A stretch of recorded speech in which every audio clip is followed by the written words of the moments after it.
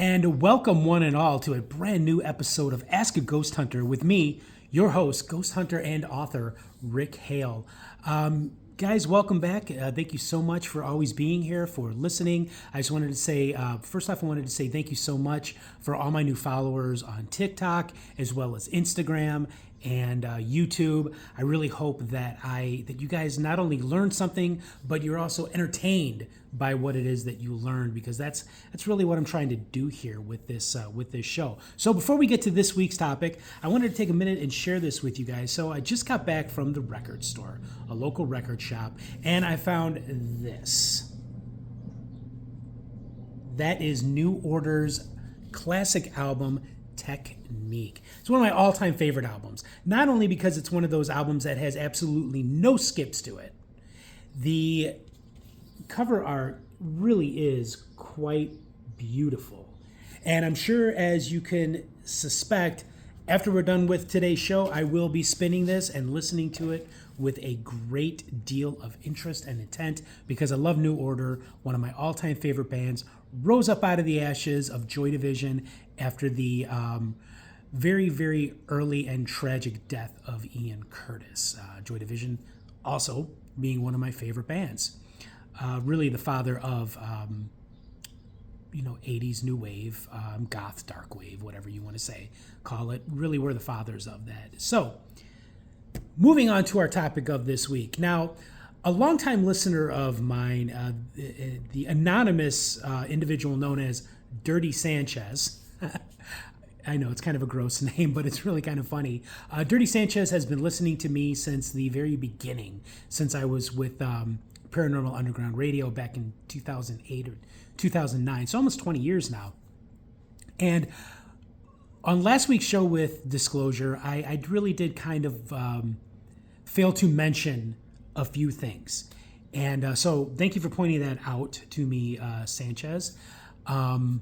I will be coming back to that on a future episode, because this week I wanted to discuss something totally different. I wanted to go back to my roots of ghost hunting, psychical research, parapsychology, whatever you choose to call it. And I wanted to talk about a question that I get asked a lot. And that question is, Rick, what are your thoughts on the dreaded Ouija board?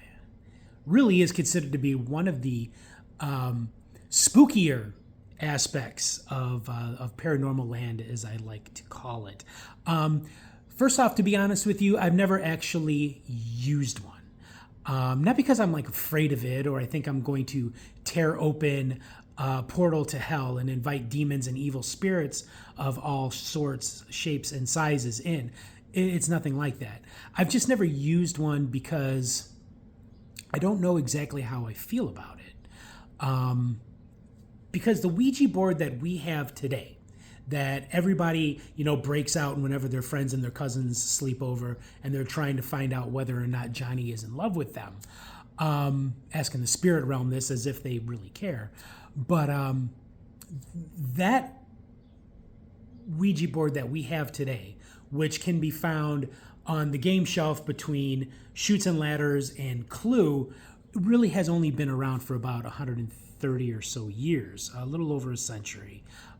Really was brought out as a parlor game and wasn't actually used in the early days of spiritualism, although there have been other forms of talking boards using a pendulum rather than a planchette that has been around way before even the heyday of spiritualism in the mid to late 1800s and early 20th century. So that Ouija board that we have today really is nothing more than a board game brought to you by your friends over at Parker Brothers.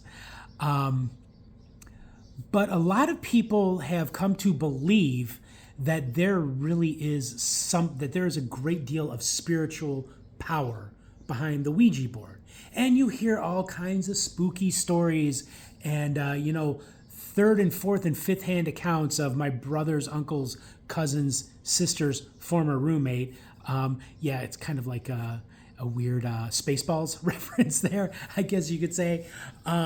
Use this, and they contacted the dead, or they contacted some kind of evil demonic entity, and really these stories, they take on a life of their own, and there really is no basis in fact with any of them. And two of these stories that I can think of within the last 20 or so years that really actually kind of made the headlines and made quite a big deal. One of them was a story that came out of Mexico. And according to this story, a young girl and a bunch of her friends broke out the Ouija board, broke out, the game that that you find on the that you might be playing on with other games on games night. So they bring it out, and they're trying to contact the dearly departed, dead relatives, spirits of any kind, whatever. That's what they're trying to do. Suddenly, without warning, one of these girls completely lost her mind. She started speaking in strange languages. She started writhing around on the floor. She started violently attacking people. So even though they suspected that she was possessed by an evil spirit, they still called emergency medical services and had her taken away in an ambulance, because apparently that's what you do with the demonically possessed, is take them away in an ambulance to the hospital. While they're on their way to the hospital, she breaks out of her bonds and continues beating the crap out of the people that are in the ambulance, and even when they get to the hospital. So really scary stuff, right? I mean, this is like, oh my God, this story can only be completely legitimate, and this person really did suffer a demonic possession after using a Ouija board. Not so fast. I knew you were going to think that, but there is a but involved here, and it's a big but, ladies and gentlemen. Huge but. So here's actually what happened. Before they started playing the Ouija board and trying to talk to loved ones who had passed beyond the veil, this girl, who was an apparent demoniac, she had actually ingested some very dangerous hallucinogenic drugs. And that's what caused her to have this psychotic episode. So you mix using something like a Ouija board and people who have a religious predisposition in believing in demonic spirits, and then adding on top of that dangerous hallucinogenic drugs, yeah, that it really is quite the recipe for disaster. And that's exactly what happened in this case in Mexico. And actually, I had actually spoken on that case and that subject several times on a couple of my old podcasts that I've either hosted or co-hosted. And apparently this girl's, she really did have a psychotic break with reality and was hospitalized for some time until she was actually able to get her mind, her brain, back in the place where it needed to be. And all I could say is God, I hope that she never used that kind of thing ever again.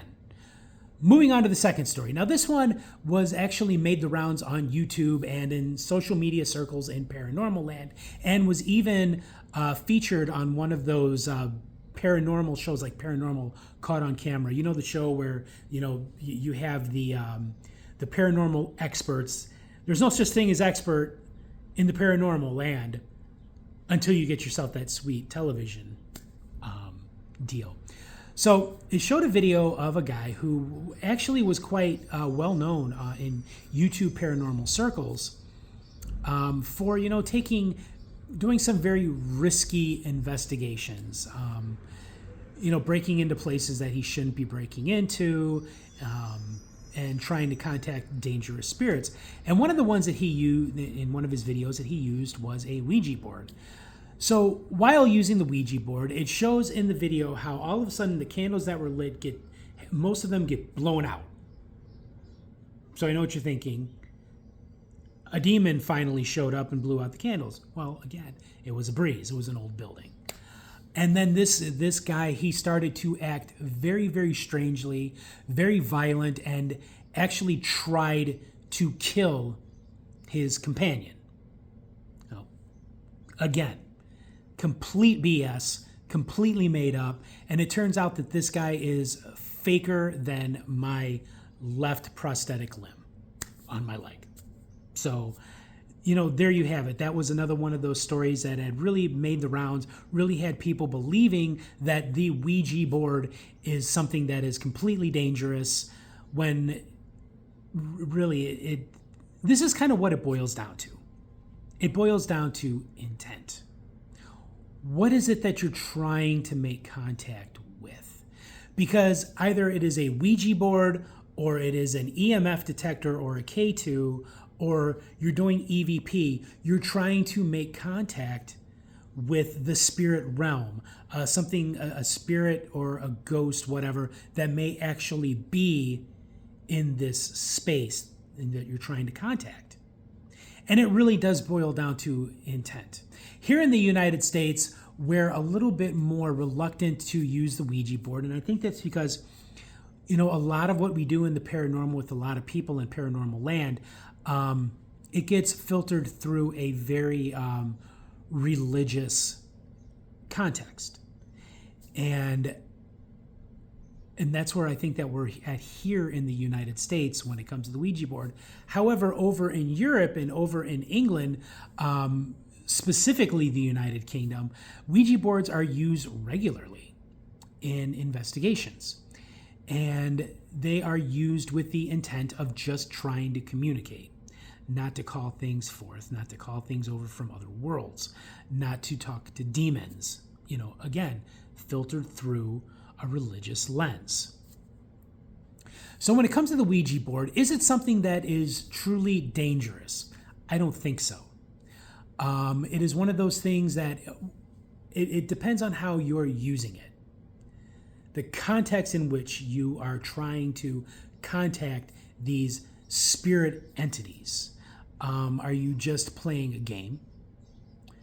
Are you going into it with, like some critical thinking? Or are you going into it an absolute believer? I mean, that depends upon you, really. And I think that that's where we're at with something like the Ouija board. I don't believe that the Ouija board carries quite the stigma that it at one time did, because I think a lot of these stories that we hear about the Ouija boards, well, they're just kind of, we know now that it is complete BS. So those are my thoughts on the Ouija board. It's not something that I fear. It's not something that I use. I just don't know how I feel about it. But if you use it, please, it's like with anything when you do any kind of investigating in the paranormal world, use caution, use critical thinking, use your brain when you're trying to contact spirit entities, because you really don't know what it is that you're making contact with. So as always, be very careful out there, either if you're using a Ouija board or if you're just using any other kind of ghost hunting equipment. Please be wise, please be vigilant, and always use critical thinking. So those are my thoughts on the Ouija board. Nothing to be feared, but maybe also nothing to be trifled with as well. So thank you everybody for watching. Thank you for everybody for listening. And as always, stay spooky.